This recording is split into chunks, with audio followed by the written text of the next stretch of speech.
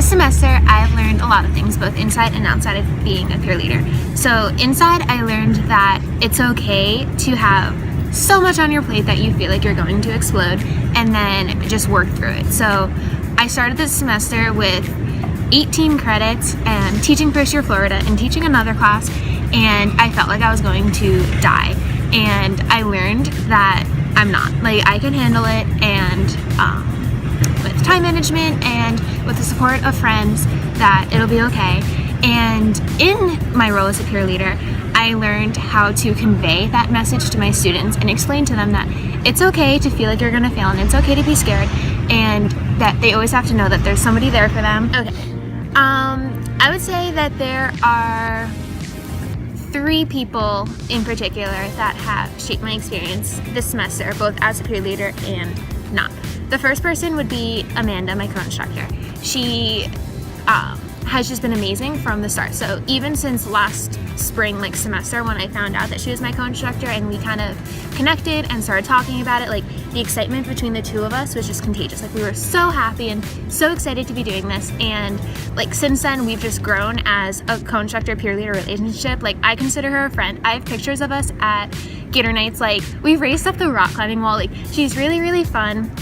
And I think that carries over into the classroom when we're interacting, and I think the students are better off because of that. Like, we just get along, and it creates a vibe in the classroom that really is positive.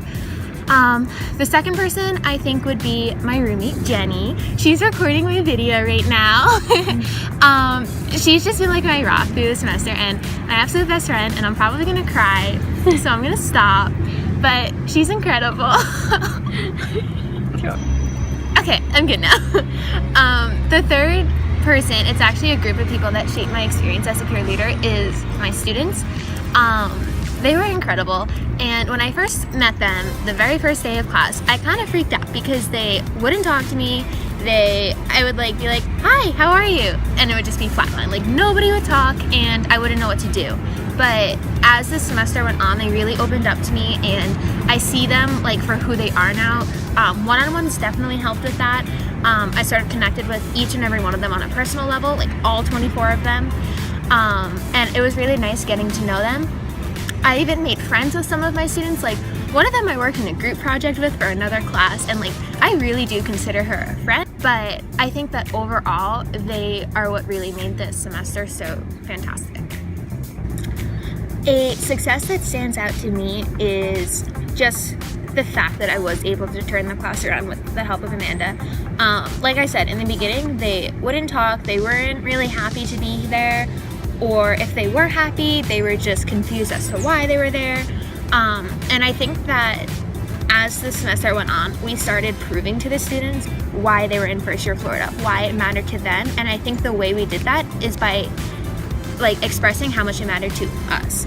And I think that was a success in of itself, because it not only delivered the first year Florida message, but it also gave me the motivation to then keep on going and keep on delivering that message and really driving it home to make sure that the students know that I was there for them, Amanda was there for them, that the U of community is there for them. So one particular failure, it's still a work in progress, but as of now, I would say that it's a failure, is my failure to get through to one student in particular. You know, we sat him down in the beginning to middle of the semester because we saw a trend already emerging in his lack of effort, his lack of drive to be in first year Florida. And no matter how much we like tell him, like, you need to do something, like, this is your grade, like, we can't do this for you, this is something that you have to do on your own, he just didn't care. And I worry for him that in the future he's going to struggle in other classes because of the lack of organization, lack of motivation that he has. But on the flip side, maybe he will learn a lesson from this class, and in the future will change his ways to then turn my failure into a success for him. So something I have learned about myself, teaching does not come naturally to me, or at least I don't feel like it does. Like, I get up in the classroom, in the front of the classroom, and I get nervous, and I'm like, okay, maybe I'm not conveying my ideas right, like, maybe I'm saying this wrong, I don't think they're understanding me, and I doubt myself. So that aspect of being a peer leader I don't think comes naturally to me, but I learned that caring does. So I find myself at 1 o'clock in the morning when I should be studying for my exam the next day, worrying about this student who told me that she had this problem and trying to think of ways to help her. And that has shaped my goals just by reinforcing them, because I want to be a nurse and I want to be a pediatric nurse. And that's something that I'm going to need to give my all to. I'm going to need to care for my patients and have empathy for them and try and understand where they're coming from and do my best to help them in any way I can, because they're going to be in the most vulnerable state. So I need to then apply what I've learned here to those patients. But that being said, I need to also learn how to not shut those feelings off, but to separate my life from my feelings for others. Like, it's okay to be sad and it's okay to care for somebody, but there needs to be a line drawn somewhere. And I think that's something that has just helped me to kind of reinforce my goals, like to be a nurse, and that's something that I learned from being a peer leader. Going forward, I'm going to continue to just be myself and to have fun here at the University of Florida and take my experiences both as a peer leader and as not a peer leader to kind of just grow as a person, as a friend, as a student, as a leader, all of the above. Changes that I would make, not many. Like, I am happy with where I am. I am so happy that I had this experience. Becoming a peer leader is one of the best things that I've done. I love the people. I am just so thankful for the experience, so I wouldn't want to change the thing. I still don't know the perfect definition of what makes a successful peer leader, but I know factors that definitely contribute towards it. Caring for your students, I think that's number one. That's what you're there for. I think responsibility. You have to stay on top of greeting.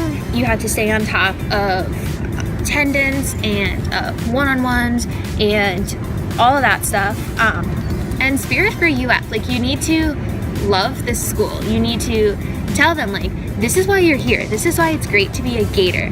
UF is so lucky to have them, and they're so lucky to be here. And that's something that I think a successful peer leader needs to convey to their students, is that, like, this is great. Like, they're starting the best 4 years of their life. Like, I think it's just those three things kind of blended together are what a peer leader is. Do it, do it, do it. Like, it is the best choice that I made.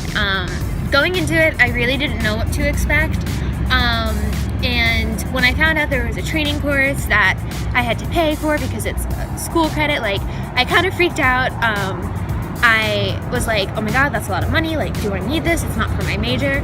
Do it. It's absolutely worth it. Even if it's not for your major, like, you'll grow as a person because of it. You're going to make so many friends. You're going to make so many connections with people who genuinely care about you that, like, you seriously cannot put a price tag on that. Like, I absolutely love it. And it's what, for me, made UF feel really cool. Start your syllabus early. Do not wait until the last week of summer. Don't stress too much about lesson plans. I think they'll come to you as this semester goes on, as you kind of get a feel for what your students are like, what they respond to, what they don't, and just get excited. Like, you are seriously going to be able to touch the lives of 24 peers, and that's something that not many people get to say that they're going to get to do, and you are. So get excited, because it's going to be amazing.